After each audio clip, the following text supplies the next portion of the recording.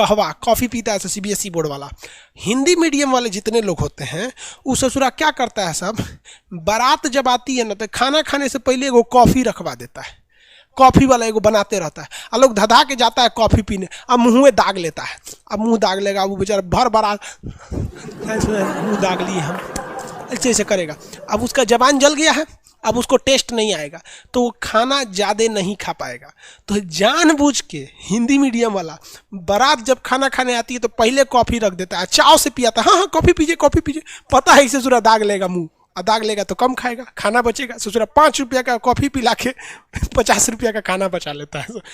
हम लोग जब छोटे थे ना तो हम लोग कि सर हम लोग को ये बात पढ़ाए थे कि ससुरा कॉफ़ी पिया के जला देता है। तो हम लोग क्या करते थे, पहले खाना खा लेते थे, दाब के खा लेते थे, उसके बाद कॉफ़ी पीने जाते थे। लाओ कॉफ़ी लाओ रे ससुरा, अब तेरा मुंह जले चाहे कुछ जले कोई फर्क नहीं पड़ता। हम लोग बचपन में बहुत बदमाश थे। आजकल का लड़का ना अजीब हो रहा है, सो तनिको बदमाश ये नहीं कर रहा है।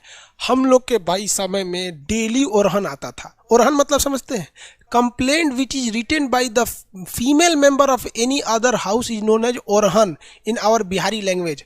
ओरहन देने आती थी, तार लइको आई कैला सा मार के भाग गई। तो हम लोग के अब डेली ओरहन आता था। आजकल का लड़का तो एकदम सीधा हो गया है एकदम।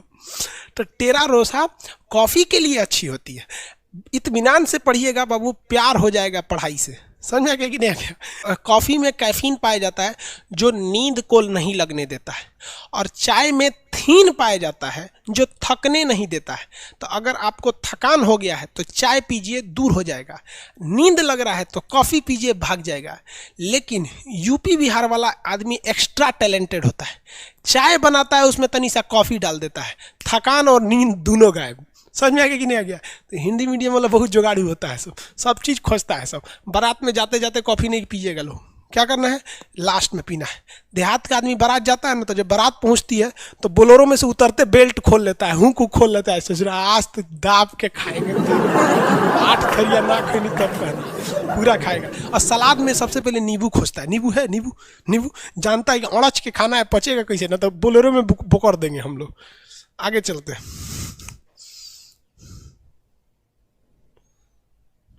हो गया? हाँ, दोनों को मिला देता है। देहात वाला आदमी बहुत थी। सबसे पहला होता है जन्म के आधार पर। यह बड़ा फालतू कानून बनाया गया था, एकदम रियल बोल रहे हैं, बिना सोचे समझे इस कानून को बना दिया गया, फालतू कानून। जन्म के आधार पर कहा गया कि कोनो भारत में आके जन्म ले लेगा ना तो भारत का नागरिक हो जाएगा। ससुरा पाकिस्तानी सब इसका मिसयूज करने लगा, सब 8-8 गो पत्नी रखा सब, और क्या करता था, सबको लोड कर देता था सब, अब भारत में छोड़ देता था। तो सब आके यहाँ डिलीवरी हो जाता था उन सबको। अब हमारा कानून है कि भारत में जन्म लेगा किसी का भी बच्चा वो भारत का नागरिक होगा। और ससुरा बड़ा होकर आतंकवादी बन जाता था, धाए धाए धाए धाए बम चलाता था। अब कहे से फिर ससुरा ही तो बड़ी दिक्कत हो गया। भारत सरकार की नींद खुली, सोचिए कितना साल बाद, 55 में ये कानून बनाया है, और 31 साल बाद 86 में समझ में आया कि भाई साहब गलती हो गया, ये क्या हो गया यहाँ पर। आप ही बताइए गलत कानून था कि नहीं? भारत में जन्म, सोचो कोनो प्रेग्नेंट औरत इंग्लैंड से आई, ताजमहल देखने आई, ओहो ताजमहल है, तब तो पता चले 1 हफ्ता में लड़का हो गया उसका आगरा में, अब वो इंग्लैंड का नहीं भारत का नागरिक होगा। तो भाई इसमें पहले था कि किसी को भी दे दिया जाएगा, लेकिन सरकार अपनी गलतियों को समझी और धीरे धीरे ही सुधार आता है। हम लोग एक गुलाम थे, आज़ादी मिला तो क्या चाहते हैं, एक के बार आप आइंस्टीन बन जाइएगा। तो 1986 में हम लोगों ने एक नियम बना दिया। नियम ये बनाया कि जो बचवा जन्म ले रहा है ना भारत में, उसकी माता या पिता में से कोई ना कोई एक कम से कम भारतीय रहना चाहिए, तभी हम उसको देंगे नागरिकता। नहीं तो अच्छा हुआ, मिसयूज थोड़ा कम हुआ इससे। मैच की पाकिस्तान आतंकवादियों को घुसा दिया इस एरिया में, धड़ाधड़ यहाँ आतंकवादियों का पूरा घुस गया सब, इतना एरिया में आतंकवादी पूरा घुस गए थे सब। अब राजा हरि सिंह को लग गया कि अगर हम अपना देश बनाने के लिए चलेंगे ना तो मेरा परिवार भी नहीं बचेगा। तो भागे भागे आए नेहरू जी के पास, है नेहरू जी बचा लीजिए, हमको पाकिस्तान मार रहा है। तो नेहरू जी कहा हाँ एकदम बचा लेंगे हम। सरदार पटेल जी देखिए तो बचाइए इनको। तो सरदार पटेल कहे छोड़ दीजिए ओकरा, बड़का होशियार बनते थे, अलगे देश बनाएंगे, जो देश बना हमरा कौन चीज घटल है कि हम तोरा बचाने आएंगे, काहे लिए बचाएंगे। तो हरि सिंह ने कहा कि महाराज पटेल जी बचा लीजिए। तो सरदार पटेल ने कहा कि एक के शर्त पे बचीबो, पहले तुम साइन करो किस पर, एनेक्सेशन पर। तो उसने साइन किया इंस्ट्रूमेंटल ऑफ एक्सेशन, मतलब विलय पत्र पर साइन किया 26 अक्टूबर 1947 को कि हम अब भारत में मिल रहे हैं। तो सरदार पटेल ने कहा इन होशियारी हुआ, अब हम सेना भेजते हैं। तब यहां से भारत में सेना भेजा गया और भारत की सेना उनको खदेड़ दिया यहां पर। और भारतीय सेना उस समय बहुत ही बहादुरी से लड़ी थी। सबसे पहला सीरियल रेडक्लिफ, ये भारत के विभाजन करने आए थे। 2 दिन में भारत का विभाजन करके रख दिया ये आदमी। सोचिए, ये भारत को कभी जानता नहीं था कि यहाँ कई तरह की भाषाएं बोली जाती हैं, यहाँ कई धर्म रहते हैं, धर्म के नाम पर यहाँ कितनी लड़ाइयाँ लड़ी जाती हैं आज़ादी से पहले से लेकर आज तक में। ये आया टेबल पे भारत का नक्शा रखा और काटना चालू कर दिया। यहाँ से ले लिया, इसने कहा कि भाई साहब ये वाला रहेगा, ये इधर से, ये इधर पाकिस्तान, एगो इधर खींच दिया, ये हो गया बांग्लादेश। इसी का नाम हो गया कि सीरियल रेडक्लिफ, जिसे आप शॉर्टकट में रेडक्लिफ लाइन कहते हैं। इसने कैसे किया, तो नक्शा लिया भारत का, जितने इधर पुलिस स्टेशन थे ना, सारे पुलिस स्टेशन पे ऐसे डॉट डॉट बनाया, सबको खींच दिया। कहा कि लो इधर वाला पाकिस्तान, इधर भी कहा था इसको भी बांटना है, पूर्वी पाकिस्तान को भी, कोई दिक्कत नहीं। सारा पुलिस स्टेशन को मिलाया, घचाक से एक लाइन खींच दिया, हो गया। पता चला किसी का घर इंडिया में रह गया, खेत बांग्लादेश में चल गया, किसी का द्वारा इंडिया में, आंगना चल गया बांग्लादेश में। अजब अजब कांड करके चल गया। अरे भाई इनका अपना रहता तब ना समझ में आता, यही कांड हो गया। पाकिस्तान कीजिए यहां से ज्योग्राफी और जियोड से, लेकिन इसी जियोड शेप को अंदरवा घुस के पढ़िएगा, भोंक भांक के अंदर घुस जाइएगा, बकोट वकोट के अंदर, कि सूरज ज्वालामुखी कहां से आ रहा है, भूकंप कहां से आ रहा है, इसके अंदरवा घुस जाइएगा ना, तो जियोड के अंदर घुस के अध्ययन को हम लोग जियोलॉजी कहते हैं, भूगर्भ विज्ञान, जियोलॉजी, यानी ज्योग्राफी और जियोलॉजी दोनों जियोड में है। एगो ऊपर पढ़िए, एगो अंदर पढ़िए। जूलॉजी मत सोचिएगा, ये तो जूलॉजी जेड डबल होता है, जियोलॉजी वाला। ये तो डॉक्टर उगर पढ़ता है, इसमें भेड़ बकरी आदमी मानव ये सबको पढ़ा जाता है, बॉटनी में पेड़ पौधा को, तो वो जूलॉजी अलग है, जियोलॉजी होता है। तो पृथ्वी से असंजक बल रहेगा, असंजक बल की वैल्यू जितनी ज्यादा रहेगी वो चीज उतने देर तक चिपका रहेगा। तो बहुत बढ़िया से काजल चिपका रहेगा, देख रहे हैं कितना बढ़िया से इसका चिपका हुआ है। लेकमे वगैरह में क्या रहता है, असंजक बल की वैल्यू बहुत ज्यादा रहती है, और यही वैल्यू कम रहेगी तो लगाएंगे तो आधा घंटा बाद पोता जाता है। तो दूल्हा को जो काजल लगाया जाता है ना, तो दूल्हा के काजल में असंजक बल कम रहता है, तो बेचारा बारात के समय तैयार होकर जाता है, वहां तक पसर के बह जाता है, तो दूल्हा लगता है जैसे फांसी देने वाला जल्लाद है। लेकिन जो दुल्हन को काजल लगाया जाता है उसका असंजक बल क्या रहता है, ज्यादा रहता है, क्योंकि वो ब्रांडेड कंपनी का लगाया जाता है, तो उसके असंजक बल में वैल्यू रहता है, तो खूब अच्छा से पकड़े रहता है। बचपन में याद होगा तो हम लोग को तो बचपन में मम्मी कैसे काजल लगाती, थरिया उलाट के पीछे दिया रख देती थी, काजल बन के रेडी हो गया, सवेरे ले कैसे पोत दो, यहाँ पर पूरा बढ़िया से आंख बटोर के एकदम चौड़ा पट्टी से पोत दो, एक बढ़िया से टीका पोत दो कि बबुआ को नजर ना लगे, और नवरातन में तो पूरा पेट उट सब पोत पात दो। तो ये सब जो देसी काजल बना रहे हैं इसका असंजक बल की वैल्यू कम होती है, तो ये उतना अच्छा से नहीं चिपकते हैं दूसरे चीज में।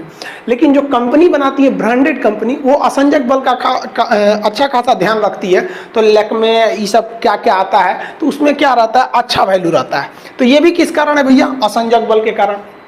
आप देखेंगे लाली जो होता है, लाली समझते हैं, ठोड़ रंगने वाला, वो भी क्यों चिपक जाता है, असंजक बल, उसमें भी जो है असंजक बल।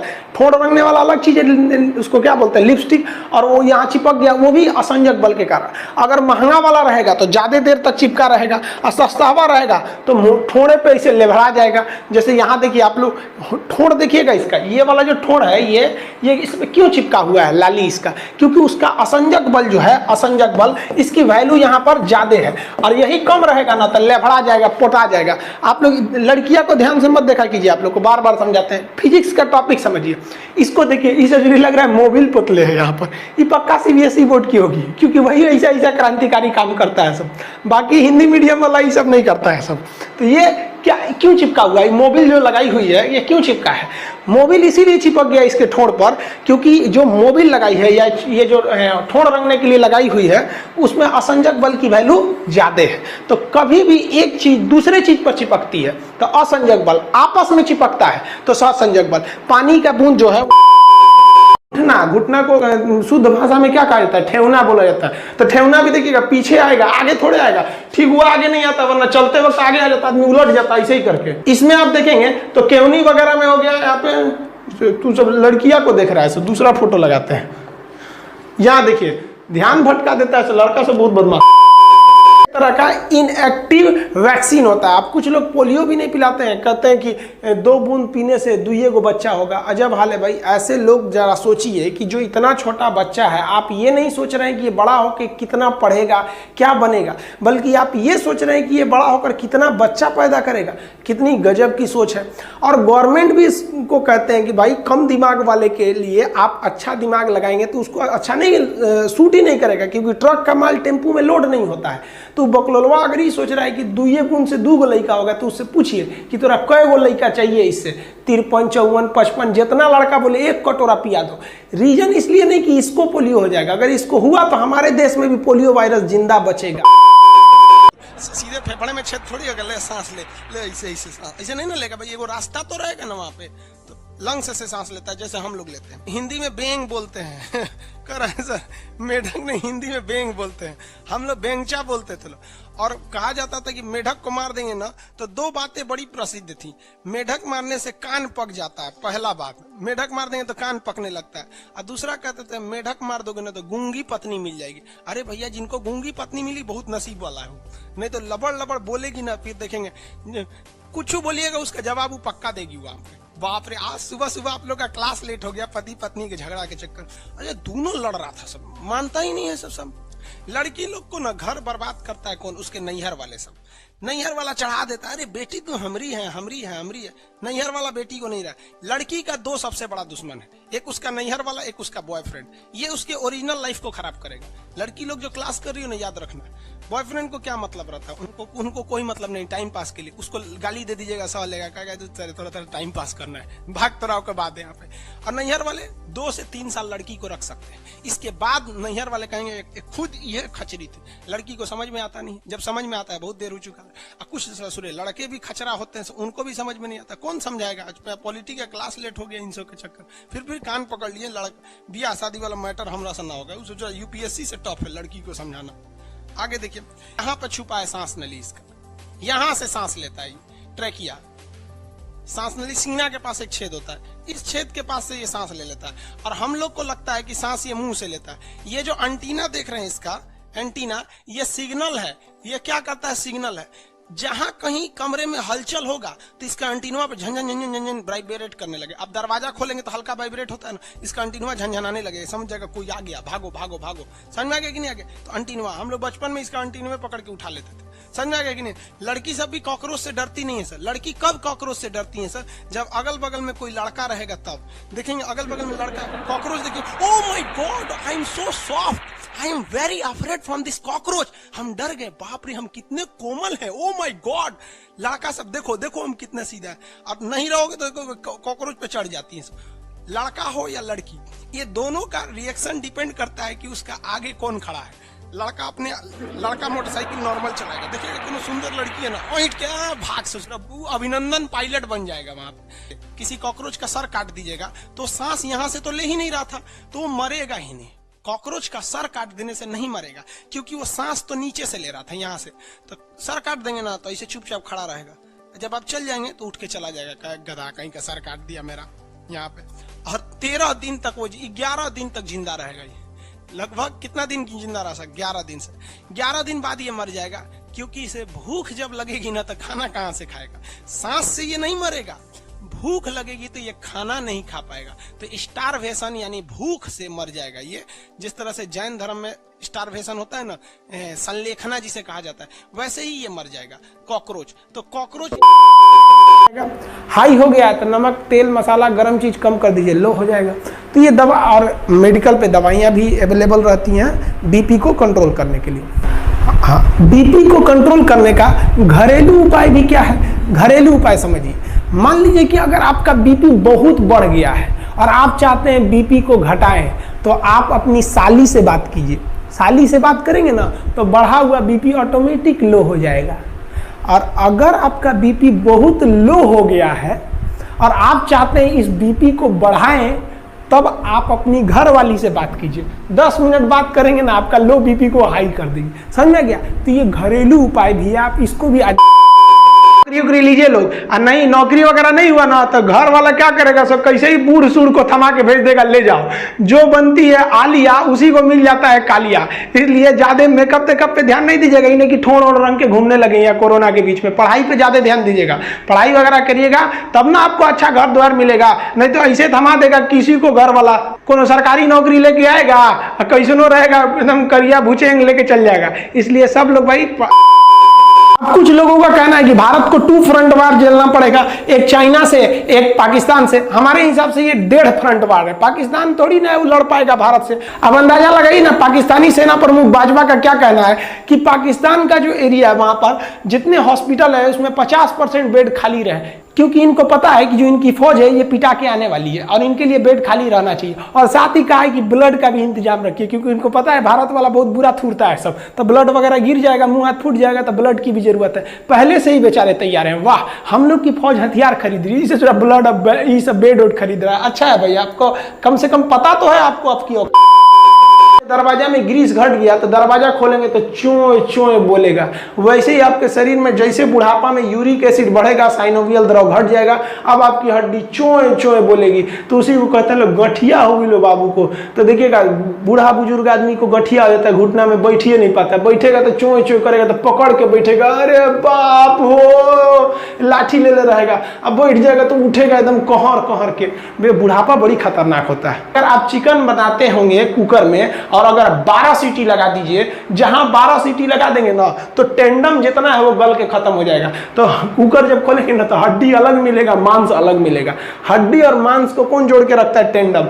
किसी किसी में टेंडम बहुत ज्यादा होता है, तो कोई कोई मुर्गी लाइएगा ना, बूढ़ मुर्गी, उसे सुरा के मीटवे नहीं गलता है, उसका गलबे नहीं करेगा, घींचना पड़ेगा इसे, उसको खींच के। काहे के लिए? वो बूढ़ मुर्गी का टेंडम जो है तगड़ा था, यानी हड्डी से मांस बढ़िया से पकड़ा हुआ था। समझ में आ गया? बुढ़ापा में टेंडम वगैरह गल जाता है, देखने झूल जाता है आदमी का शरीर एकदम। हाँ, हड्डियों का ज्वाइंट होता है, उसे क्या कहेंगे? लिंगामेंट। यहाँ भी लिंगामेंट होगा, यहाँ भी लिंगामेंट होगा। आजकल डॉक्टर एक टेक्निकल भाषा का प्रयोग कर रहा है, जहां ज्वाइंट से हड्डी टूट रहा है ना तो पेशेंट को डरवाने के लिए कह रहा है, oh my God what happened with his. कहेगा इसको ना टूटा नहीं बोलेगा, नहीं कहेगा हाथ टूट गया, कहेगा लिंगामेंट टूट गया, लिंगामेंट। अब बेचारा मरीज अनपढ़, उसको क्या पता है लिंगामेंट कौन जीगा, उसको लगेगा है भी कुछ टूट गई लो हमरा, कि डॉक्टर साहब बचा लीजिए। हाँ कोई बात नहीं, 1 लाख जमा कर दो। डॉक्टर वकील अगर आप नहीं जानते हैं तो बढ़िया से खाली कर लेगा सब। तो ये क्या है कि अगर ज्वाइंट से टूटा है, कहीं से ठेवना वगैरह से टूट गया ज्वाइंट से, तो वहां का लिंगामेंट टूट गया, तो डॉक्टर कहता है लिंगामेंट टूट गया। और बीचवा में से कहीं टूट गया तो कहता है कि फ्रैक्चर हो गया, फ्रैक्चर। अब तो कुछ दिन में ये भी कहेगा सर कि हवा भी भर देंगे तो क्या होगा, जैसे हवा अंदर जाएगा हेपेरिन वहां का मर जाएगा, और ये सब पूरे ग्रुप में मिलकर यहाँ पर ब्लड जमा देंगे, और जब जमा देंगे तो यहाँ पर मांस एकदम टाइट हो जाएगा। क्योंकि यहाँ की नसें मोटी हैं, आदमी मरेगा नहीं, हेमरेज नहीं होगा, लेकिन मांस टाइट हो जाएगा और मरीज को बहुत दर्द करेगा। अरे बाप रे बाप। तो मरीज कहेगा कि डॉक्टर साहब फूल गई लो यहाँ। तो डॉक्टर कैसे कहेगा कि गलती तो हमरे है? तो कहेगा बाबू गर्म पानी भिगा के सेकिएगा। तो मरीज गर्म पानी भिगा के सेकेगा। अरे बाप, अरे बकलोलवा मरीज जब इंजेक्शन लगता है तो खुद देख लिया कर। इंतजार किया, बच गए चाल, शुरू किया इनकलाब इनके खिलाफ। अब तो पहनता हूँ गेंदे का हार, झाड़ू को छोड़ क्यों करे हम साफ। पर्दा उठा देख मेरी आँख, जलन से नहीं जलती ये आग।